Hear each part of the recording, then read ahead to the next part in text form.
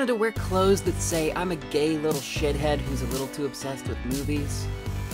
Shop the Film Critters Spring-Summer 2024 collection exclusively on Bonfire.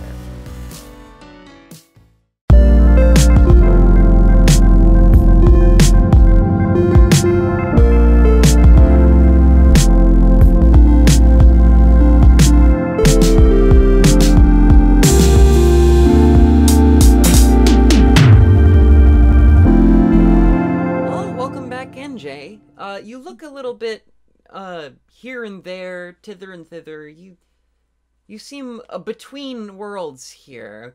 How are you doing? I don't know. Lately, I've just had this feeling of like, do you ever feel like kind of empty? Like you're sort of like trapped in like a world that doesn't make sense.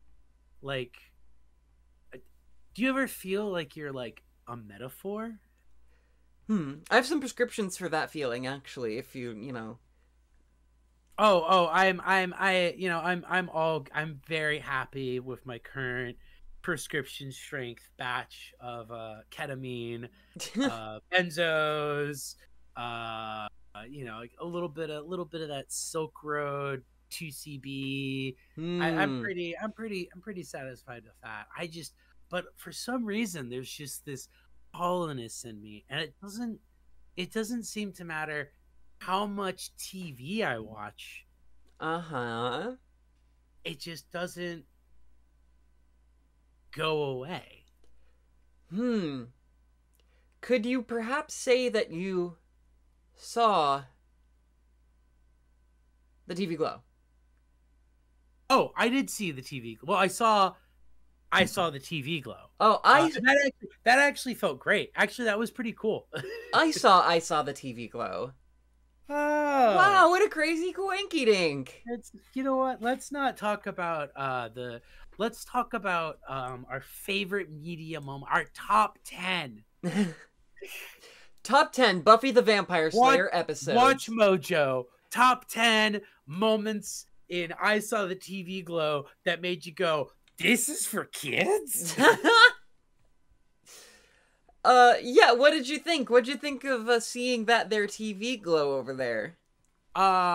Really interesting experience, actually, in that I loved it. I liked the film. I feel like I'm in a weird place in that I didn't relate to it, though. That's funny. Well, okay, that's not fully true. I did relate to the film. Uh-huh. But I didn't relate to the central metaphor of the film. I'm coming out as cisgender. Oh, wow. No, it's let's dive right into it. It's very, very cool seeing this film because to me it's kind of playing in the same unconsciousness, queer unconsciousness as We're All Going to the World's Fair. But like, whereas I would argue that We're All Going to the World's Fair has this sort of like complicated look at screen damage, at dissociation, at escapism and stuff, and then in its final act of moments it features this character escaping that velocity and recognizing that they are building a frame in which they are trapping themselves. I Saw the TV Glow is a horror film where it's like, what if you didn't do that? Which is very existentially terrifying. It's just not something I could really relate to. Yeah, I mean, that's not a dig against the film, because I know I can see the film and like connect it to the lives and experiences of people that I have known. But I do have that little bit of like, it's not even because like I feel like a sour sport because I didn't like the film, because I did love the film. I just feel like a bit of a party pooper. I'm like, oh, I didn't repress like that. I'm sorry. it's a little bit hard. I mean, my big reaction to the film, my major sort of negative critique about it is that, like, for me, the way I'd put it is that, like, transness affects how I relate to the world. It's not just a thing that happens in my bedroom, between me and a computer screen or a TV screen or whatever. And I certainly have my grief about canceled series. I'm an obsessive Invader Zim fan, Yeah. from childhood, so I get that sort of aspect about it, and I appreciated the sort of genre parody, like, TV show glimpses of it that we see. Um, and it's certainly I certainly find it interesting and compelling. But like you, I don't know if I necessarily feel like a part of my gender journey was getting lost in that way. Yeah. It's yeah, no, that's a good way to put it. It's actually interesting too. I would even put this film in conversation with a kind of obscure short film that you can find online called Hack's Dead Room, Mm. HAXX Dead Room, which is also a trans I don't remember if it's writer and director, but definitely in yeah, no, I think she's a trans woman as well. Diane Copeland, um, that is entirely a fake episode of a young adult TV show in the kind of same cadence as the Pink Opaque. Uh-huh. Like the upload of it that is you can watch on Vimeo that they released is uploaded as hacks.so1xeo6.deadroom.vhs.rip. That's fascinating. Even to the point that they have like fake like commercial break bumpers that are just taken from whatever the like Canadian young adult network is, that they just like inserted into it. It's really really good. I really like it, and I really recommend it if you liked this and were kind of hungering for more of the Pink Opaque, and that it is also using this sort of uh kids show that has a weird deeper lore than you would expect for an early teen drama, and metaphorically stands in as the sort of like screen on which you project your desires and whatnot. Mm-hmm. Really fun little short film. And that was one of the things that was on my mind when I was watching it, was like, oh, that's like really cool that like this film and is also sort of like made by trans people processing this sort of relationship to uh, over ambitious young adult fiction. Right. Yeah, that's fascinating. I'll definitely have to check that out after our sesh here. Yeah. But again, in the same thing, it's like I didn't really grow up watching that kind of stuff as much. I was aware of it. I loved Are You Afraid of the Dark, which Yeah. is also one of the obvious reference points for this show. Um, but the specific kind of like repressor narrative that the film is speaking in the tone of didn't really speak to me directly, which led to kind of an interesting thing in that it's actually for me kind of the least interesting part of the film. Mm. I kind of see that. I get why Jane Sean Brown, who also did We're All Going to the World's Fair, and one of my favorite films, and A Self-Induced Hallucination, also a great film. Right. I get why there's a degree to which they're kind of having to anticipate the larger cis audience for this, to be like, hey, if you don't talk about the trans metaphor at the central heart of this film, you don't get what the movie's about. But I feel like we're both trans. We know what the central. I don't think it's the most interesting part of the film. What do you think is the most interesting part of the film? I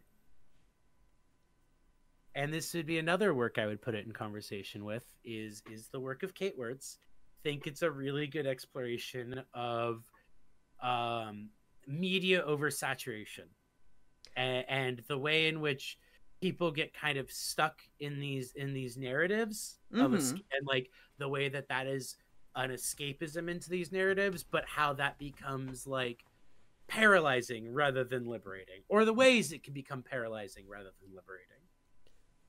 Yeah, because that sort of, I don't know, that feels like a different interpretation of it, because that kind of implicates Maddie in this like uncomfortable process of, I mean, basically trying to crack somebody's egg, but in the sort of narrative of the feature, like she almost looks wrong, and like she looks like she's incorrect about this sort of conspiracy or whatever that's happening, and it's like a you know, a mental illness, which is what people used to think transness was. Many people still do think that about transness, obviously. So I don't know. It can be easy to, I guess, look at that as the sort of major tentpole of what's happening here, when there is a lot more texture and surface to it, I think. So I got it with a friend of mine, and she was like, "Yeah, like I like the metaphor for it, though I do kind of feel like," and she put it really well. It's like, well, if you kind of strip it of just the metaphor and take it on like the narrative level, it's kind of like the plot is, what if you were invited to join the Final Fantasy VII house? But that's why I love it, because it's like, yes, that's like a horrifying concept. Is what if not only you were invited to join it, but you then spent the rest of your life going, but what if they were right? So explain to our audience what the Final Fantasy VII house is The for the uninitiated.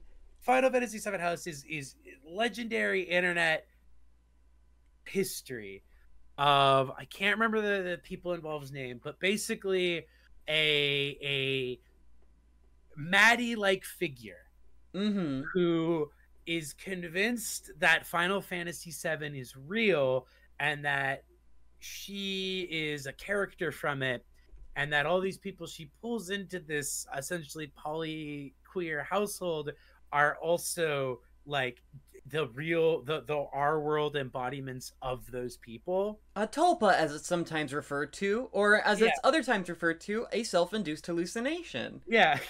Which, yeah, great way to tie it into like everything else that Jane has done work on.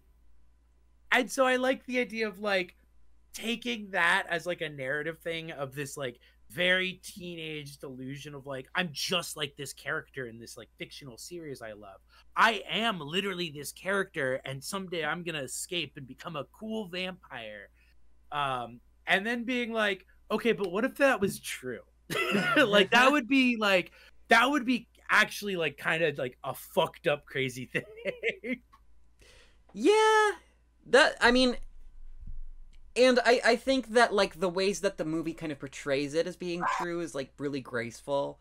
I thought that the Mr. Melancholy, like all of these things that are kind of like portrayed alternately as like goofy and stupid, and then they kind of become threatening throughout the movie, I thought was effective. Yes, and I love that too because it also perfectly captures like that pubescent imagination where you kind of remember things as more horrifying than they really are, Mm-hmm. because something about it is hitting some chord in your developing psychology, and is like, I don't like this. This is this is too close to the concept of death that my brain is just now starting to understand, or this is hitting too close to like some weird undeveloped feelings that I haven't digested yet. And so the central narrative, the way in which that operates, the central metaphor is Owen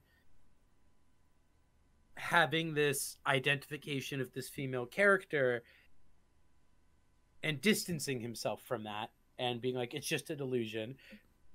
But in the same way, not just, foreclosing the idea that he's a character in a canceled young adult series, but also that he is like a woman. Yeah. And that's sort of the central metaphor of the film. but I do, because like I see that as both a thing that people speak highly of the film about and speak critically of the film about. I feel like when you zoom in too much on that, you also sort of lose the fact that it's like, well, at that point, then like, why make it? If that's all the movie's about, why make it a metaphor?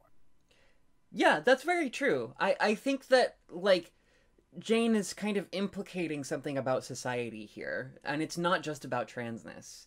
Yes, it's about media saturation and like overconsumption and like, you know, oh, you feel weird about something, just dissociate in front of a TV screen all day. Yeah. Yeah, there's all these segments of them kind of crying while watching. Well, really, Bridget Lundy Payne's character Maddie is which is not her name, by the way. Yeah.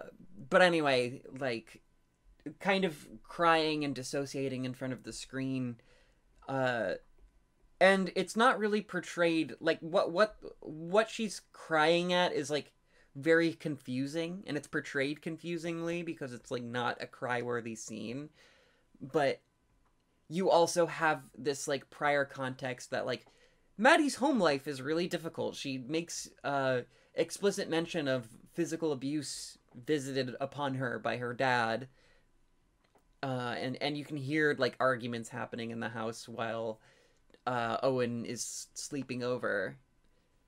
It's also implied that she's like a target of homophobic abuse because there's the whole thing with her former friend. Yeah. That like she's like, oh, she told everyone that I tried to kiss her, which to be fair, I think probably did happen. She probably did try to touch her titty because she like misread something. Or even like, it's the 90s, like teens having weird like homoerotic encounters with each other, and then one of them being like, I'm not gay, is absolutely like a thing that happened. That happens every day still. Yeah, that still happens. That fucking, so I definitely interpret it as like, but it also doesn't really matter if it happened or not, because kind of what it implies is that like, oh, a part of the reason why Maddie feels so alienated from everyone else is because she has actualized a degree of her queer identity, and it's marked her as another that people can reject and target for abuse and harassment, and that's something that Owen sees, and kind of reinforces his fears of recognizing his own queerness, which is even reflected in the part where he's like, I don't know, I think I just like TV shows. Yeah, that was such a real answer too. Like that was my closeted ass in high school trying to answer questions about who I was attracted to. Like, bitch, I'm not telling you. I don't know yet. Yeah, no, it's such a great portrayal of that sort of like pre-sexual and pre-gender identity of just like, oh, I don't really know. Like I can't even imagine myself as having desire, and so therefore I don't have any. Yeah. Which is a place you can't really stay forever. Like it's a really hard place and I think this movie like did succeed at a portrayal of that was like really haunting and upsetting. There's like a negative review of it I had read, that this is sort of what got me thinking on the whole, like I think people get too hung up on just the central metaphor, where it's like somebody interpreted the film as basically arguing that like, oh, when Owen like abandons this childish TV show, that's him rejecting queerness, and it's defining queerness via like consuming media. And it's like, and he's portrayed as like having a family and growing up and being an adult, but that's like, oh, but you're not fulfilling your destiny of being a teen girl or whatever. But I think that like the thing that review really misses is that we don't actually see anything that he talks about. He says, oh, I grew up and now I'm an adult and I'm leaving all of this stuff behind and I'm doing adult things, and we hear him saying that while he is buying a television. Yeah. And the immediate next shot is him watching the Pink Opaque again. And so I think it's like, no, I think like you're kind of missing that. Like the problem is that he never actually moves beyond consuming this media. He never moves beyond this very childish like impulse towards like identification with trying to find something that he can identify with that like speaks to his experience.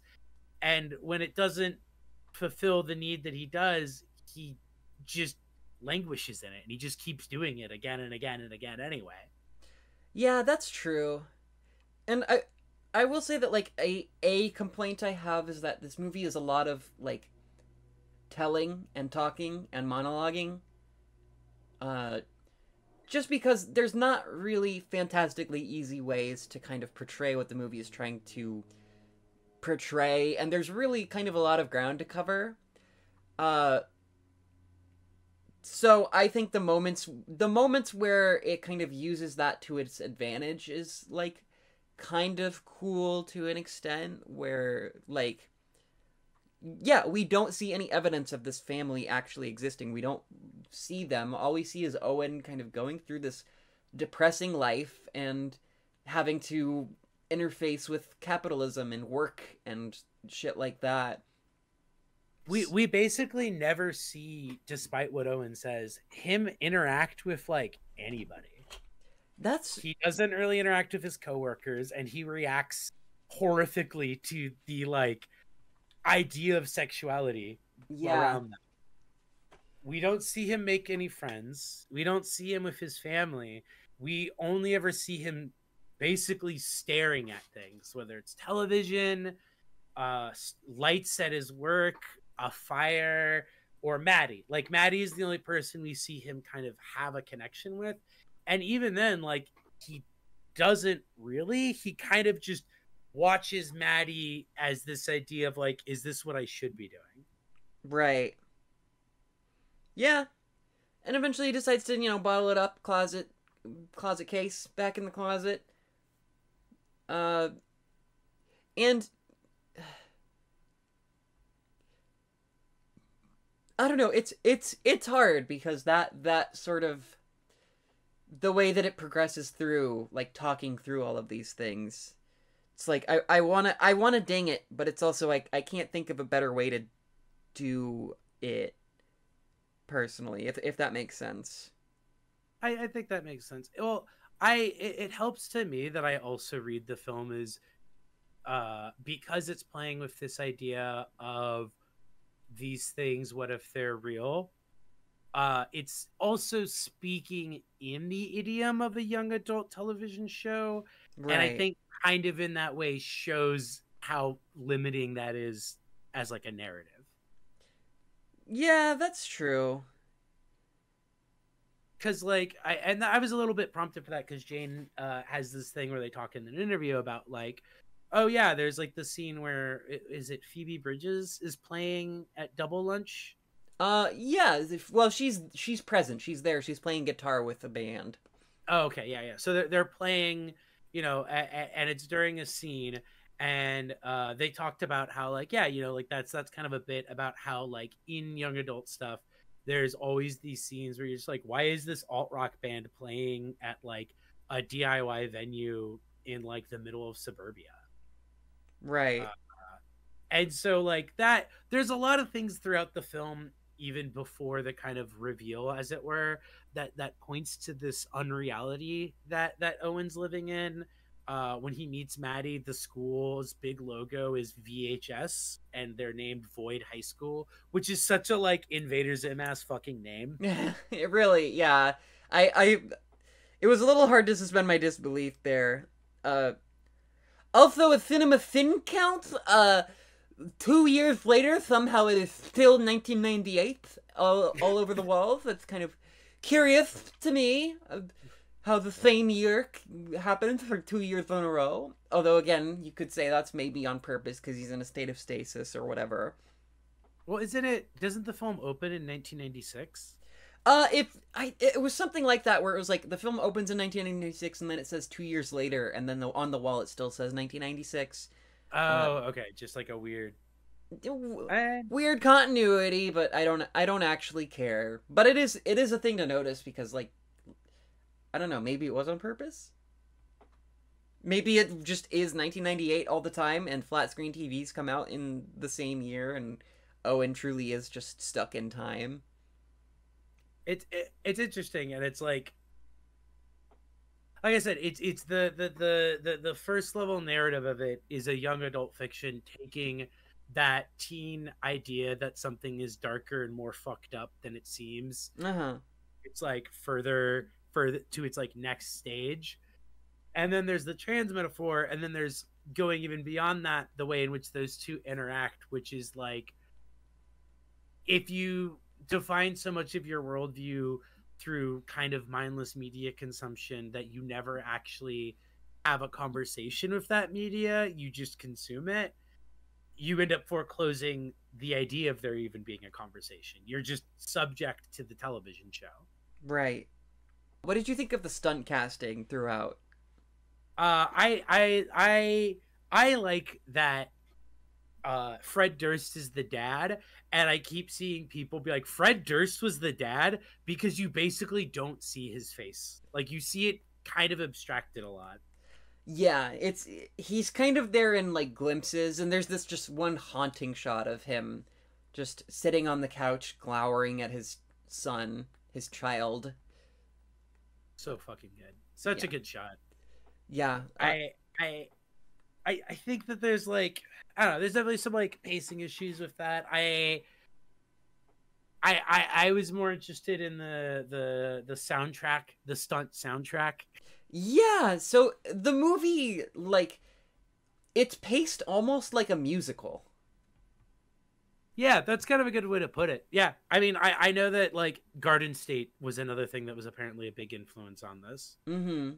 which it makes sense why there's music playing every like couple minutes. Just constant. I mean, yeah, we have the segment of Phoebe Bridgers playing with their band, Sloppy Jane, I think, and the band King Woman, like those segments. We have the Eula remix of Anthems for a 17-Year-Old Girl that kind of recurs throughout. Uh, it's a very heavily music focused movie. A lot of original work by Alex G once again as well. Oh yeah, I forgot that Alex G did a lot of the more traditional, fuck way to put it, soundtracking. Mm-hmm. I guess I'm into it, but that's kind of a begrudging. I guess I'm into it in terms just in terms of like the pacing of it and how the music kind of takes over the movie. Because it definitely does feel like, you know how someone is like, you know how you can wear a dress but a dress can wear you. Yeah, Like it's that kind of thing where it's like the movie sacrifices a lot of runtime to being like really shoegazy, mumblecore uh musical in a way that like I almost didn't like, but I was okay with the music, so I was fine with it. But if I wasn't okay with the music, I can see how I wouldn't be fine with it. there's I'm actually going to be re-seeing this tomorrow, which will be after before. By the time you're listening to this, it will be beyond what tomorrow is. Right. Um, but I am curious to see how I feel about the pacing on a second watch, because I kind of wasn't crazy about it, but I know it's going to be something where either now that I know what the film is doing and where it goes, I'm going to love the pacing, or I'm going to notice that I really dislike the pacing on a second watch. Yeah, I found it. I ended up, usually I end up liking a movie more on the second watch. It kind of wasn't the case with this one, which is kind of fucked up. Uh, but it is pretty glacial, which I usually like in a movie, but I don't know, it feels to a certain extent almost demanding here in some ways, and that's a little tough. I mean, I guess my big sort of takeaway is that like I want Jane Schonbrun to like kind of diversify and spread out and do something that's maybe a little bit more outside focused. Just I I don't know. Yeah, It's not that this movie felt the same as World's Fair, but it's thematically like following the lines. it definitely is following a theme, especially with a self-induced hallucination. Yeah. And ironically, I would definitely call it the weaker of the trilogy. Right. Um, but I also get that like this one is supposed to be, or I do read it as like more of the horror, more of the bad end version of it. Mm-hmm. You know, what does World Going to the World's Fair look like in like the bad in like the wrong direction, where Yeah. like the character doesn't self actualize. Yeah. Kind of freaky. I will say that it had sounded like the other that they so they are no longer doing the Nevada adaptation, which I'm disappointed in. But they said that it was due to creative differences of cis people, which I am now scared of. Scared of. Yeah, I'm a little bit horrified. I'm hoping that it doesn't like happen now. that that if it, or that like something happens to change whatever was causing that, because I could see there being like, you know, Jane just walking off because the direction that the people want to go with are different. But if it's specifically if cis producers, I'm like, why? Scary. But they had said that they were planning to make a Kelly Richard style walk and talk movie. Uh-huh. So, you know, they're apparently working on a different adaptation that they can't talk about yet. So hopefully their next film is a departure in a different direction, because I would like to see both what they can do moving past the image of the closet as like Sure. a central conceit. And also I just would like to see them do something, you know, even if it's still playing with the concept of screens and the effect of screens, just see them doing something different. Absolutely. Yeah. I would really love an expanded sort of focus. Because we're on kind of movie number 3 of like similar terrain. Uh I loved Connor O'Malley's character quite a lot. Yes, I love the Connor O'Malley jump scare. It's such a jump scare. It's horrifying. He really is like the character that he does play is this like horrifying vision of masculinity, really. Like you see him with like a sex worker in the manager's office, and then he's like taunting Owen like About it. Yeah, yeah, it's like, did you like what you saw? And like they're all just kind of laughing while Owen is just like not responding in any way. yeah, that was funny and chilling. That was, as far as stunt casting goes, it's like, okay, but that's like a perfect Connor O'Malley Oh, it's perfect. It's absolutely perfect. Because, I mean, he comes from this, like, post-Tim and Eric school of, like, poking fun at what is ridiculous about America. And, like, over the course of his career, capitalism, I would say. So, like... And specifically, like, the crisis that masculinity will always produce in itself, which is that it is an unattainable goal, and that the more you try to attain it, the more you just end up performing like a degenerated version of masculinity. Yeah. God, he's so good. He's so perfect. Perfect casting. Yeah, like I was really worried about like what his stunt cast role was going to be, but it really is just like, oh, you just cast him in a Connor O'Malley character. Yep. Just playing himself, practically. Doing his usual thing. Nothing wrong with it. I did love Jaden Smith? Owen? Justice Smith. Justice Smith. I did love Justice Smith's performance in this. He plays somebody who feels like their body is too big really well. Yeah. Yeah, something about the, like, time dilation in the film and the way that, like, puberty is kind of just this, like, car that slams into you, and you have to, like, navigate this new body, essentially. Like, I thought it was fascinating to watch his, like, physicality with all of that. God, oh God, the final shot. Horrible. Oh, Completely one of the most heartbreaking. upsetting things I've ever fucking seen. Yeah. Also, interestingly enough, second feature film, second big thing he's done and that I'm aware of where he plays a queer character. Hmm. Because he also plays Ryan in The Quarry, who is a bi character who has a canon like gay boy romance that you can play in the game.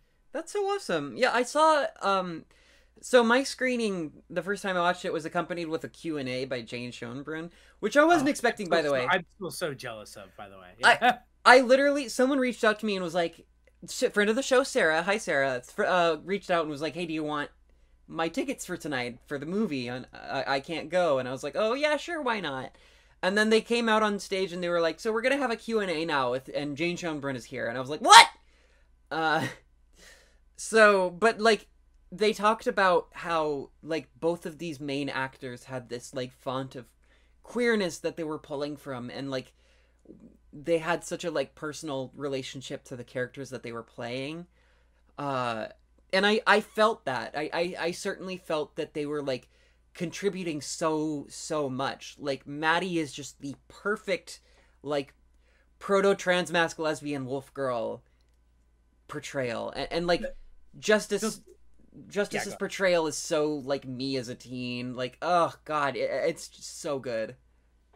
I will say that was one of the things that was most relatable to me, is the experience of older, some sort of queer, like bisexual wolf girl, teenager, kind of latching onto you as like a weird egg-shaped thing where they're like, oh, you're like a non-threatening boy. Yeah. And I kind of, and like literally, like, because like that's always how like when I was growing up, they just like they're like, oh, I'm adopting you, like I'm taking you under my wing. And it's just like, what a like weird fucked up kind of relationship it is, but not fucked up in like a evil predatory way, just in a like, oh, you actually have like a lot more issues. Yeah. Oh yeah, yeah, absolutely. One thing that stood out to me on a rewatch, there's that shot where where Owen goes outside, and there's like these two neighbors just standing there. Yeah. I'm still confused about the inclusion of that shot and what it means. I did find out that those were Pete and Pete of Pete and Pete fame. Oh, okay. So it's probably just a little fun cameo. Yeah, which I was wondering because I couldn't tell if that was supposed to be in the first episode that he watches. There's like the two neighborhood boys. Oh yeah. Eating ice cream. So I didn't know if that was supposed to be like he steps out. I think they might be wearing the same clothes. If that was just like he steps out and sees them and is like recognizes them from like the show that he watched. See, I was wondering if they were supposed to represent Marco and Polo, the two evil like henchmen. Like avatars of them in the real world or something. Yeah.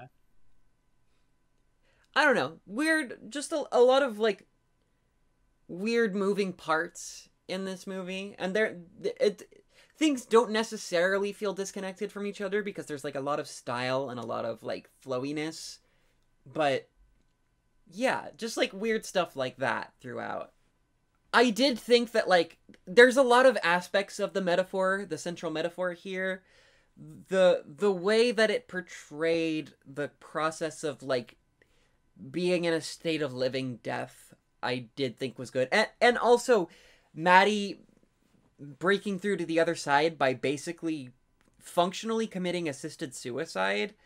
Yeah, transitioning does feel like throwing it all the fuck away. That's what it does feel like. Well, that's what it feels like before you do it, crucially. Yeah. It's not like that, let me just say. But you know. I will say my personal interpretation is that the Maddie who shows up later is thematically not the same Maddie that like disappears. Really? Do you think that's like I think Maddie burns her television and leaves town. Like I think she just gets the fuck out of town like she said she was going to. And I think because you don't really see that Maddie interact with anyone else, and they just appear at the grocery store behind Owen. And so thematically, I think that Maddie is basically, you know, like with it, like is supposed to basically be Owen latching not only onto this like young adult framework, but also like hoping for someone to take his hand and force him to do these things. Right. There's even like, because like that's shown early on, even in like both the scene where he backs off from the possibility of escape, but also it's like he doesn't just say like, oh, I can't do that. He goes to his neighbor and he's like, you got to tell my parents that I've been lying so that I can get in trouble, so that I won't do this. Like he basically presents himself as like, I have no autonomy, like I will do whatever people tell me to do. Fascinating. And so I take the appearance of Maddie as thematically, whether or not literally or not, being like him essentially creating a version of Maddie that comes back to save him, so that way he doesn't have to like make the choice to leave town on his own. Sure, And sure. then as before, he just kind of like runs away from it. So you're coming at it from the opinion that like it doesn't really matter whether that Maddie is Tara or Mr. Melancholy or what. It's really just a gateway to him kind of confronting his own lack of like drive. Yes, it is an externalization of the fact that like he just kind of makes decisions based on like the easiest outcome. Uh-huh. He thematically basically creates this excuse, and then he still can't take that final jump because it Mm. still requires some degree of him making a decision. And that's like, even because it's like early on it's even hinted that there's a kind of degree of like that projection onto Maddie that's reflected back onto him, because Maddie is like, oh, you're like Tara, or not Tara, you're like oh, what's the character that's his alter? Isabel. Isabel, you're like Isabel, you're like kind of a coward. But like there's no reason for Maddie to say that. Like there's nothing about him, like he hasn't done anything. They've barely interacted at that point. That's true. I mean, their But relationship it, is portrayed as this like surreptitious like trading of tapes essentially. yeah, and it's like, you know, she latches onto him because her other friend like fucks off, and so like she kind of wants this other person that she can like draw into this world. And so it doesn't really matter that like he doesn't ever really like say or do anything. Uh-huh. You know, they have this mutual, they're reflecting what they want from each other off of each other dynamic, which you can even see in like the scene where he's like looking at her and she's crying. Is you never really get this sense that he is invested in the pink opaque in the same way she is, Sure. but that he's invested in like her, it's a thing he's interested in, and he's invested in her investment in it because it offers an escape that like he doesn't have. Hmm. Hmm. That's a very interesting way to put it to look at it, I think. That's what I mean about it. It's like I feel like there's a lot denser things in this film, like than it's kind of given credit for. Is that like, you know, we're told this is his favorite show and he watches it endlessly, but then like when he watches it as an adult, he's like, oh, this isn't anything like what I thought it was. So it's like, well, were you actually watching the show then, or were you just like projecting onto the show? That's a much more compelling read than like what the movie seems to want people to read it as.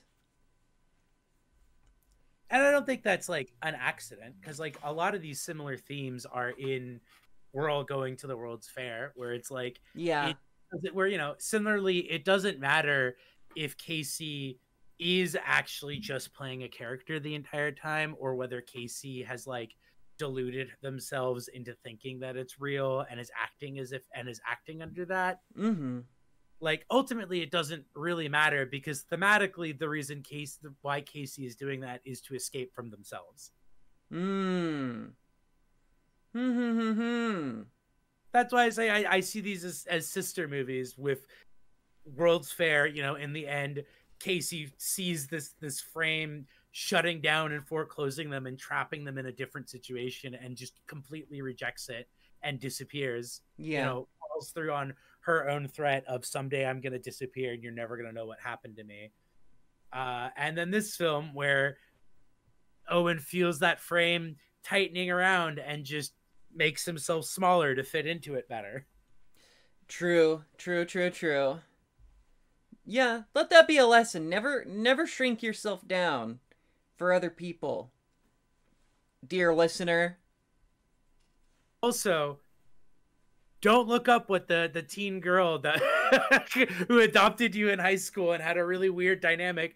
Don't see what they're up to. You don't need to know that. That too. That, just keep going forward. Don't worry about it. Just keep it pushing. I did want to mention, I do also appreciate, and this is again related to kind of why I'm excited to see what Jane does going forward, is that Jane very much so was just like asked about like, oh, we're in this trans moment right now because of stress positions, People's Joker, TV Glow, and they're just like, well, like, yeah, like it's cool that there's this moment, but we are just kind of like 3 white trans people. Yeah. And it's not like trans people were never making art or film before. I don't think that you could call this a trans moment. Good on them. That's really true. I think that like we're not crabs in a bucket here, folks. We're fish in a big ocean, and every fish has different colors. Also, just straight up saying like, I'm like in the same interview, like I'm also like really skeptical of like, oh, is this being declared a trans moment to kind of like bring transness under a digestible umbrella? Yeah, it feels kind of minimizing. Are we going to define trans art as just art that cis people can enjoy? Right. Because like that is something to be said about arguably all 3 films, although I think Stress Positions is a little bit more ironically accessible of a film, but also kind of like a little bit more confrontational because it stars trans people who suck. Like it's about trans people who kind of suck, and so it's like, hey, are you gonna like rob this person of their humanity just because they're a piece of shit? But like, both I would say TV Glow and People's Joker kind of have an obvious way in which they are anticipating the cis audience that's going to see them. It's certainly an anxious moment, and it's a weird moment because like these narratives are becoming more sort of necessary, and there's an impact to them now that like transness is illegal in a lot of places. But I kind of am with Jane on rejecting the kind of minimizing sort of idea that it's like a moment. It's really funny because I kind of see it as like replaying the tragedy of the trans tipping point when there was like the trans moment in literature, and then what that led to is just, oh, the only thing that's considered trans literature is like a very specific style of book. Right.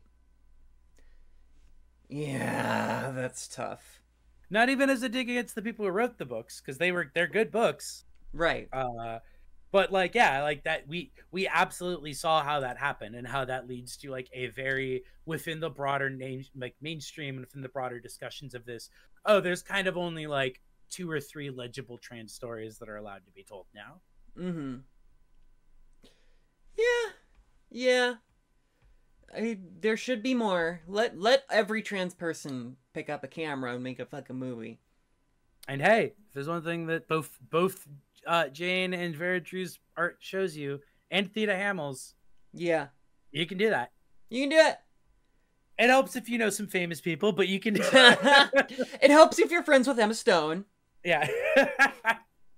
And we can't all be friends with Emma Stone. It's just not feasibly possible. I think we can. I think Emma put in the work. Emma, I'm calling you out. Emma, do you want to go to Kinokuniya with me? Do you want to get boba? Get us some of that Yorgos money. Come on. Come on. I want to make a movie. I'm pissed. Do you have any movies that you think I Saw the TV Glow is better than or / worse than? My better than is I think it's more interesting than People's Joker. Ooh, shots fucking fired. I'm not trying to set the girls against each other, but if we are talking about this, You are explicitly setting the girls against I am each other. explicitly setting them against. I think it's I literally walked out being like, oh, thank God. I'm glad People's Joker is not the only fucking movie that's happening out right in this moment. And People's Joker is good. We like People's Joker. Yeah, you can listen to our episode. Listen to our episode where we say so many happy, positive things about People's Joker. It is a good movie. But I think this one's better. I think this one's better. Yeah. Well, this one's less of a bit, so it's kind of by default better. Yeah, that's really what it comes down to. Is like this one doesn't feel like the only way it got made was because it was a bit. Yeah, precisely. Which, hey, at the same time, I really hope Verju, uses that momentum to much like of Jane. I hope they both use that momentum to make projects bigger than what they're allowed to make right now. Right. Yeah, exactly. I'm cheating. I thought it was better than Channel Zero. That's fair. But it was in kind of like a similar wheelhouse, I guess. Channel Zero is a television show. It's not a movie. That's but my. It's working within the. Hey, we're in a post-Letterboxd era. Yeah, I know, right? TV miniseries can count as movies. Yeah, apparently. Fuck me, right? But yeah, no, I think if working within the idiom of like, dude, somewhere out there, the Jane Schoenbrunn lost episode creepypastas have got to be out there somewhere. Mm-hmm. This bitch made 3 movies about creepypastas. What movies is this worse than? That's an easy one for me. I said it at the start of the episode. Not a big surprise. I think We're All Going to the World's Fair is better. I think it accomplishes a lot of the same things in a more compelling way, and also I related to it a lot more. I said it earlier. I think this is the weakest if you read them as part of a trilogy. But I think that's not a surprise considering it's like one was made entirely from footage sourced from YouTube. One probably had like a 6-figure budget at highest, and then this one was made for $10 million. Yeah, that is kind of a jump in access to materials that I could definitely see causing things to be a little bit shakier. Yeah, World's Fair is like kind of an unbelievable achievement, and whereas TV Glow, it is a movie. Yes. As far as narratives go about trans coming of age, coming out, trans lesbian, vis-a-vis looking at a screen, I think I like Hackers better than I liked I Saw the TV Glow. Hey, I think Jane would probably agree with that. Jane absolutely seems like the kind of trans person who has like 3 different type hackers, like hackers on Laserdisc, hackers on Blu-ray. Yeah, on VHS. It's just too good. It's so good. Yeah, that's where I stand on it. But I'm thankful that you came in today and you chatted with me about. Oh. One last thing I do want to say. Uh-oh. Absolutely crazy that Paul Schrader has seen We're All Going to the World's Fair and I Saw the TV Glow. Oh, did he have a review? Yeah, we're having a designated Paul's Corner episode of this. Yeah, Paul's Corner. He straight up was like, "Oh, this is one of the best new directors working right now." That's awesome. Straight up was like, "Oh, these movies are insane." Dude, shout out to Paul. Paul, real recognize real. Yeah. That's awesome. Like I saw that before I went and saw the movie and I was like, oh, like that got me so excited again. Just like, all right, if Paul is like talking about this movie, that's insane. The only thing we need now is the Kojima like 5-tweet review. Yeah. Oh my God, Kojima, please. Please, Kojima. They're definitely one of the best new directors out. Not over-reliant on kind of comedy or bits or anything like that. Just straightforward, good trans filmmaking. That hopefully expands its scope as it progresses along. The fact that they like have basically managed to twice now make films that actually show people staring at screens and make them compelling. Yeah. Insane. Can't wait to see what they do next. Unhinged. So sick. Yeah. Well, yeah, thanks for coming in and jawing about it with me. Yeah, no worries. Hold on. I'm just gonna. Is that a box cutter? I'm just gonna.